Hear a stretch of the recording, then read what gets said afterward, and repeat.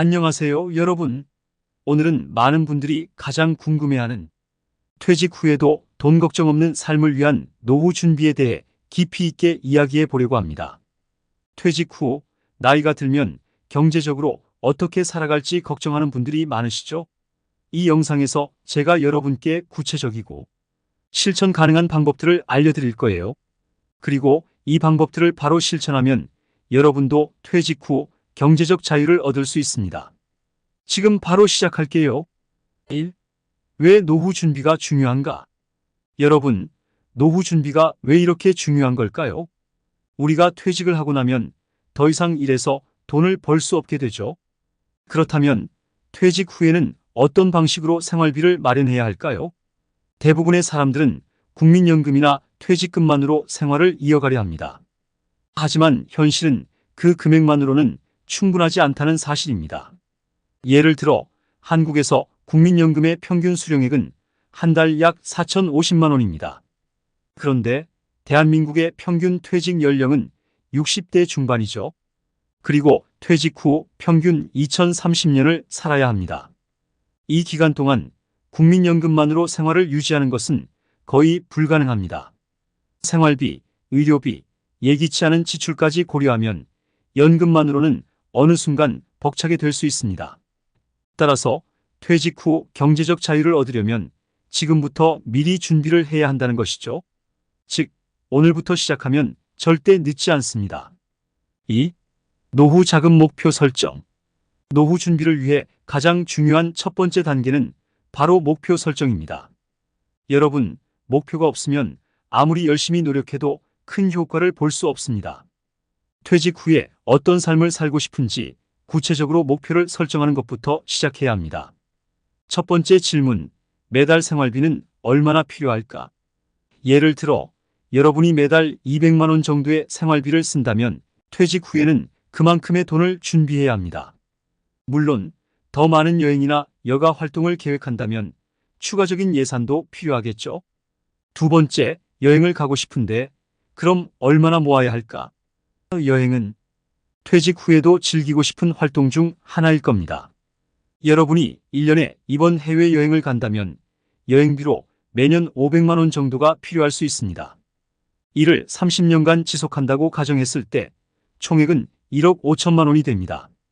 세 번째, 건강을 우선시하려면 얼마나 준비해야 할까? 건강관리와 의료비는 예상치 못한 큰 비용이 될 수 있습니다. 예를 들어 건강검진, 병원비, 약값 등을 미리 계산해보면 적어도 1년에 200만 원 정도는 준비해야 한다는 계산이 나옵니다. 따라서 여러분이 목표 금액을 정확하게 설정하고 나면 그 목표를 이루기 위한 계획을 세우는 것이 중요합니다. 3.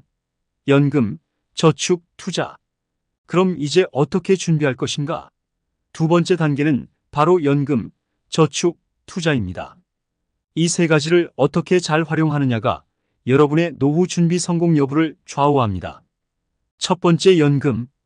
우리가 퇴직 후 받게 되는 국민연금은 이미 대부분 가입되어 있을 거예요. 그런데 여러분, 국민연금만으로는 부족합니다. 개인적으로 추가적인 연금을 준비하는 것이 필요해요. 예를 들어 개인연금이나 퇴직연금 등을 활용해서 더 많은 연금을 받을 수 있는 방법을 고려해야 합니다. 개인연금은 세액 공제 혜택이 있기 때문에 세금 혜택을 누리면서 지속적으로 불입하는 것이 유리합니다. 그리고 퇴직연금은 회사에서 제공하는 경우가 많고 이를 잘 활용하면 추가적인 자금을 마련할 수 있죠. 두 번째, 저축. 저축은 기본 중의 기본입니다. 저축의 핵심은 매달 꾸준히 정해진 금액을 저축하는 것입니다. 최근 저금리 시대지만 꾸준히 저축하는 습관을 들이면 시간이 지나면서 큰 금액을 모을 수 있습니다. 비상금도 반드시 마련해야 합니다. 저축은 단기적 목표를 위한 예비비, 장기적 목표를 위한 노후 자금 등으로 분리해서 관리하는 것이 좋습니다. 세 번째, 투자. 하지만 저축만으로는 노후 자금을 충분히 마련할 수 없습니다. 그래서 투자가 필수적입니다. 여러 투자 방법 중에서 주식, 부동산, ETF, 펀드 등을 고려할 수 있는데요. 이들에 대해 어떤 방식으로 투자해야 할지 알아봅시다. 주식 투자는 높은 수익을 기대할 수 있지만 리스크가 크기 때문에 충분히 공부하고 투자해야 합니다. ETF는 다양한 주식에 분산 투자할 수 있어 리스크를 줄일 수 있는 좋은 방법이죠. 또한 부동산은 꾸준한 수익을 추구할 수 있는 방법이며 안정적인 투자처로 많이 알려져 있습니다. 예를 들어 S&P 500 ETF에 매달 일정 금액을 투자한다고 가정해 보세요. 최근 10년 동안 이 ETF는 연평균 7% 이상의 수익률을 기록했어요. 여러분이 매달 50만 원씩 투자하면 10년 후에는 약 1억 원 이상을 모을 수 있습니다. 4. 퇴직 후에도 돈을 버는 방법. 퇴직 후에도 돈을 버는 방법은 정말 많습니다. 첫 번째로는 제2의 커리어를 찾는 것이죠. 예를 들어 프리랜서로 일하거나 자문 역할을 맡을 수 있습니다. 또한 온라인 강의나 유튜브 채널을 운영하며 부가 수입을 얻을 수도 있어요. 여러분이 직장 생활 중에 쌓은 경험이나 전문 지식을 공유하면서 수익을 올릴 수 있습니다. 온라인 강의를 시작하면 한 번 만든 강의로 꾸준한 수익을 올릴 수 있죠. 저는 여기서 스마트폰을 활용한 유튜브 시작을 추천드리고 싶습니다. 요즘에는 누구나 핸드폰만 있으면 유튜브 채널을 시작할 수 있으니까요. 5. 생활비 절약하기. 노후 준비에서 중요한 점은 돈을 벌고 모으는 것뿐만 아니라 생활비를 어떻게 절약할 것인가입니다. 퇴직 후에는 소득이 줄어들기 때문에 지출을 효율적으로 관리하는 것이 매우 중요합니다. 여기서 몇 가지 실생활 절약 팁을 소개해 드릴게요. 첫 번째, 식비 절약. 식비는 많은 가정에서 큰 비중을 차지하는 지출 항목 중 하나입니다. 외식이나 배달 음식을 자주 시키면 한 달에 몇백만 원씩 나갈 수 있죠.